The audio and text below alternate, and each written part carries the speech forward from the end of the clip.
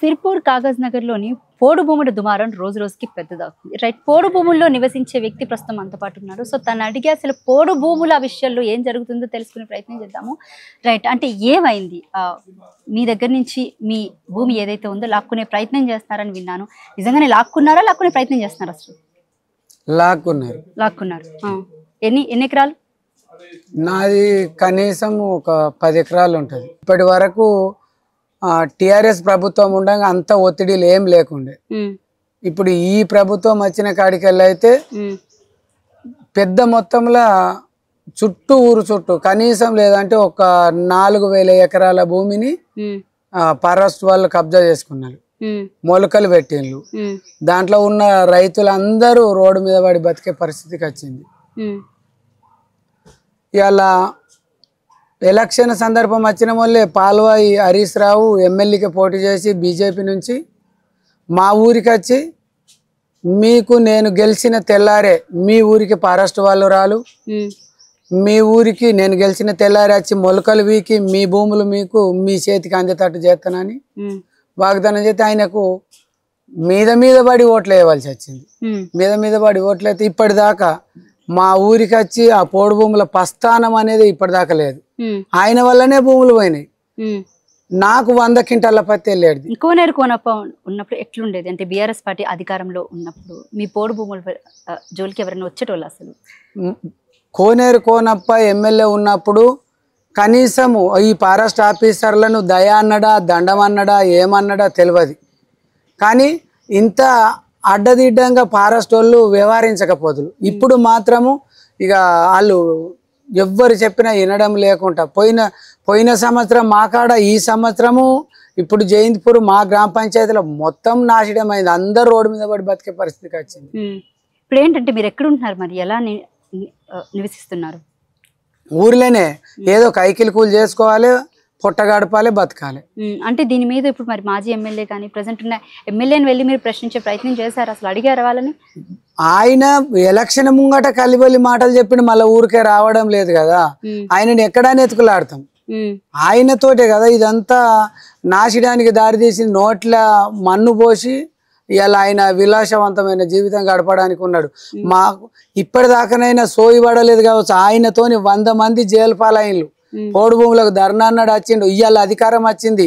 ఈ అధికారం చేతులు పట్టుకొని కూడా మా నోట్ల మన్ను కొడతాండి. ఈ అధికారం ఉండగానైనా మా భూములు మాకు ఇత్తనని వాగ్దానం ఇచ్చిండు. మేము ఓట్లేసినాం. మా భూములు మాకు ఇస్తే మేము సంతోషపడతాం. ఆయనే మాకు నష్టం చేసినోడు ఆయనే. మళ్ళీ ఇప్పుడు కష్టపడి సమకూర్చాలి. కోనేరు కోనప్ప ఎమ్మెల్యే ఉండే మాకు న్యాయము చేయలే, అన్యాయం చేయలే. న్యాయం చేయలే, అన్యాయం చేయలే. ఆయన చూసుకుంటున్నాడు. ఈయన వచ్చి ధర్నా కూర్చున్నాడు. అమర నిరాహార దీక్ష అంటే నేను చచ్చినా ఇదే, బతికినా ఈ పోడు భూములు కావాలని అమర నిరాహార దీక్షకు పూనుకున్నాడు. నినాదం పెట్టుకున్నాడు. ఉంటే అంత పోతే అంత నినాదం పెట్టుకున్నాడు. పోతే అంత చేసిండు, ఉంటే అంత లేదు. కాబట్టి ఆయనే పోగొట్టినోడు ఆయనే. ఇప్పుడు ఖచ్చితంగా సెంట్రల్ గవర్నమెంట్ అదే బీజేపీని, ఆయన ఎమ్మెల్యే ఉన్నాడు తాలూకాలో. ఆయన వచ్చి ధర్నా కూర్చున్నాడు. కంపల్సరీ ఇప్పటిదాకా 40 సంవత్సరాల నుంచి చేసుకుంటున్న భూములు, ఆ 40 సంవత్సరాల భూములలో ఇప్పటిదాకా కోర్టుకు కూడా చిన్న ఫిర్యాదు కూడా చేయలే. ఆయన అసమానత అట్లా ఉన్నది. ఇప్పటికైనా కళ్ళు తెరిచి ఉన్న భూములనైనా కాపాడడానికి కనీసం పట్టాలు ఉన్నాయి. అలా ఆ పట్టా పాస్బుక్లు పట్టుకొని పోయి కోర్టుకు కూడా చిన్న ప్రొసీడ్ చేయలే. ఆయనతోని 100 మంది కేసుల ఫాలైన్లు, జైలు ఫాలైన్ 40 రోజులు జైల్లో ఉన్నాడు. ఆయన జైలు నుంచి వచ్చినాకనే ఎమ్మెల్యే అయిండు. ఎమ్మెల్యే అయ్యి మాట ఇచ్చిండు, కంపల్సరీ నేను గెలిచిన తెల్లారి మీకు భూములు ఇప్పిస్తానని. కంపల్సరీ మీ ఊరుకు ఫారెస్టు ఆఫీసర్ అడుగుపెట్టని అని అన్నాడు. అది చెయ్యకపోతే నేను పురుషోత్తమరావు కొడుకునే కాదని అన్నాడు. ఆయన అనుకుంటాడు నేను కొడుకును కాదని. మేము అనుకుంటలేము. ఆయన ఇంకనైనా ఆ భూముల మొలకలన్నీ వీకి మా చేతికి అందిస్తాడు అని మేము ఆశిస్తాను. మీరేం చెప్తారు అసలు పోడు భూముల విషయానికి వస్తే ఏం జరుగుతుంది అసలు ఇక్కడ? పోడు భూముల సమస్య అనేది మా మండలంలో చాలా అంటే ముఖ్యమైన గ్రామం అంటే కొండపల్లి, దాని తర్వాత దర్గాపల్లి ఉండే. దర్గాపల్లి కూడా పోడు భూముల సమస్య అనేది ఉన్నది.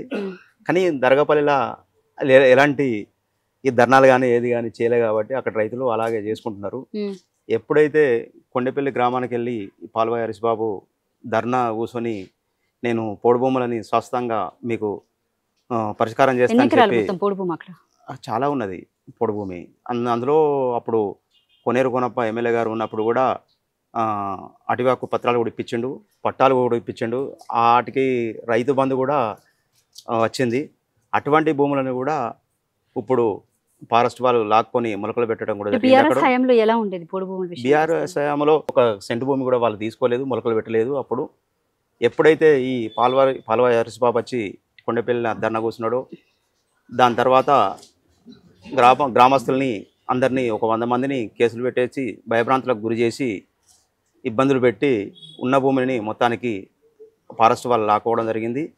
ఇప్పుడు అక్కడి రైతులు ఏంటంటే చాలామంది జీవనోపాధి లేక ఖమ్మం కానీ మంచిర్యాల కానీ ఇంకా మిగతా ప్రదేశాలకు ఉపాధి కొరకు వెళ్ళవలసినప్పుడు పరిస్థితి ఏర్పడ్డది.